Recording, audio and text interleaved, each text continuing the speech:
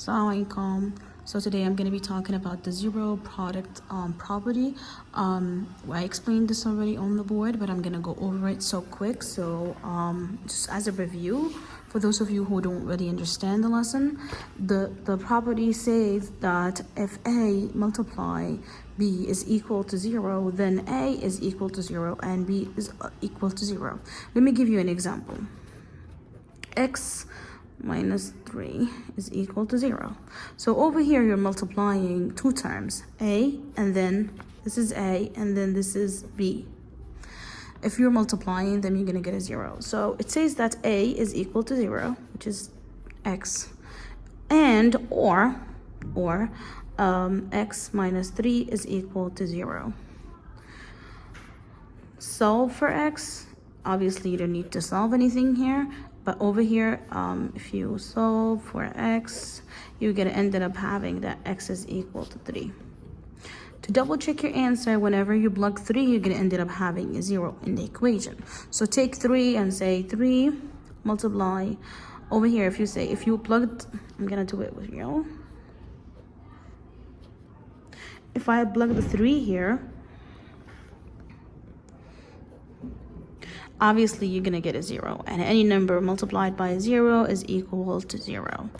So you will have two solutions. You're going to have the X is equal to 3 and the X is equal to 0. I hope this makes sense. I'm going to do another example with you, which is 2x plus 3 parentheses 5x plus 1 equal to 0. This is another example. It means that this is equal to 0 and this term is also equal to 0. So 2x plus 3 is equal to 0 and 5x plus 1 is also equal to 0. So now you're going to solve for x. Obviously, you're going to have two solutions here. If you solve for this one, let's take this one aside and solve for it. 2x plus 3 is equal to 0 minus 3 minus 3. 2x. You're left with negative 3. The inverse operation is of multiplication is division, so you divide. You're left with x is negative 3 over 2. That's your first solution. Your second solution, however, 5x plus 1 is equal to 0. Minus 1, minus 1. You're left with 5x is equal to negative 1 divided by 5 divided by 5. The inverse operation of division is multiplication. Same thing with multiplication is division. So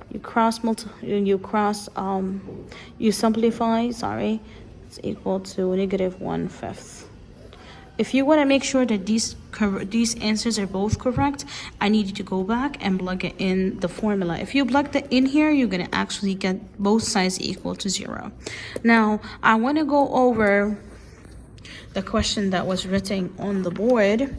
And I'm so sorry that it was written wrong. I wrote it as x plus 3. And then when you have x plus 3, then you have to distribute, which is totally wrong.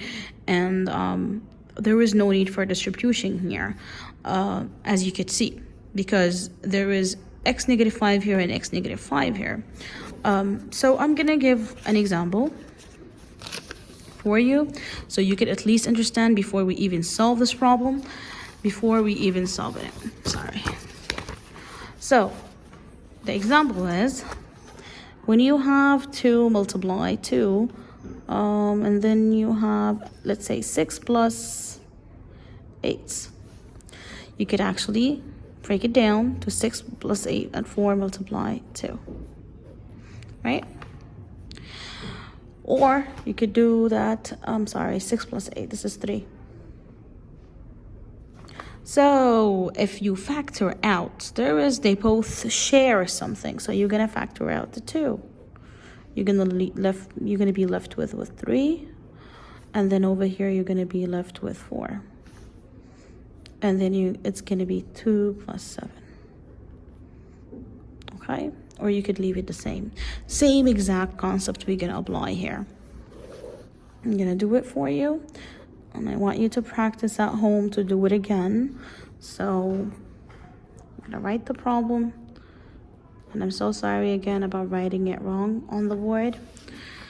But now you know the right one. So you could see that this term over here, I'm gonna use another color. You could see that this one over here is one term and this is another term, and that they both share x negative 5. So if you take out x negative 5 from both, you're left with, you could replace one here, you're left with x, right? You took it out. You're left with x and you're left, the plus sign comes down. We took this already. You could replace it by 1. You're left with 4. And you're going to end up having 0 right here because you're just bringing it down. And then again, we're going back to our product right here. I mean, our right here, the property. Okay, so again, x minus 5 is equal to 0 and x plus 4 is equal to 0. If you solve for this, you're gonna have x equal to 5 and then x is equal to negative 4. That's both of your solutions. I know some of you in class told me that, Miss, the answer is 5. However, 5 is not the only answer. So there were 2 answers for this problem. If you take 5 and you plug it in this formula, you're gonna end up having 25 minus 25, which is a 0. 4, then you're gonna have over here 5 minus 5 is a 0, so 0 plus 0 is equal to 0. So boom, our answer is correct. And also, if you plug the negative 4 in here, you're gonna get a 0. I hope this made sense. I want you to go home, and not go home, you're already home. I want you to try doing a problem at home, which is this problem. You could see it. I want you to try to solve it. Again, we're gonna factor out the like terms right here. This one is a like term with this one. So you're gonna factor out these two and you're gonna be left with x and 5. Please email me for any questions. If you guys did not understand anything, please email me. There will be a quiz on this lesson since I explained it already on this video. I need you guys to watch this video. If you couldn't understand anything from it, email me as soon as possible so we could do something about it. And thank you so much.